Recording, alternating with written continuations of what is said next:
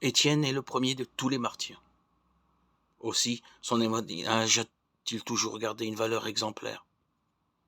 Si Étienne fut choisi comme chef de file des 7 hommes estimés de tous remplis de l'Esprit Saint et de sagesse, qui devaient décharger les apôtres du service des repas, acte 6.3, il ne tarda pas à prendre sa part dans l'annonce de la bonne nouvelle. C'est l'Esprit qui le faisait parler et transfigurer son visage face à ses adversaires. C'est encore l'Esprit qui lui faisait découvrir comment doit mourir un disciple de Jésus, témoin du Christ ressuscité qu'il contemple dans sa gloire.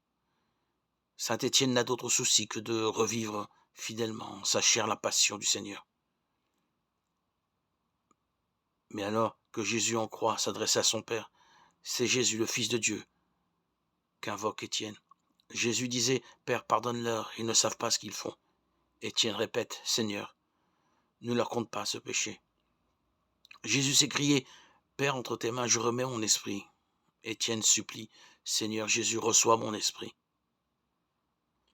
Avec le saint martyr, le saint Étienne, commence l'imitation de Jésus-Christ. L'Esprit lui avait fait comprendre que la mort peut parler plus haut que la vie et qu'en succombant par fidélité au Seigneur, on devient soi-même une parole de Dieu.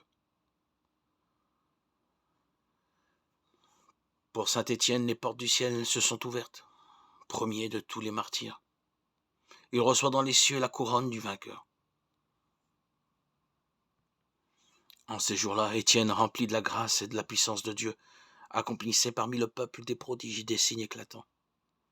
Intervinrent alors certains gens de la synagogue dite des affranchis, ainsi que des Cyrénéens et des Alexandrins, et aussi des gens originaires de Cilicie et de la province d'Asie. Ils se mirent à discuter avec Étienne, mais sans pouvoir résister à la sagesse et à l'esprit qui le faisait parler. Ceux qui écoutaient ce discours avaient le cœur exaspéré et grinçaient des dents contre Étienne. Mais lui, rempli d'Esprit Saint, fixait le ciel du regard. Il vit la gloire de Dieu et Jésus debout à la droite de Dieu. Il déclara « Voici que je contemple les cieux ouverts et le Fils de l'homme debout à la droite de Dieu. » Alors ils poussèrent de grands cris et se bouchèrent les oreilles. Tous ensemble, ils se précipitèrent sur lui, l'entraînèrent hors de la ville et se mirent à le lapider. Les témoins avaient déposé leurs vêtements aux pieds d'un jeune homme appelé Saül.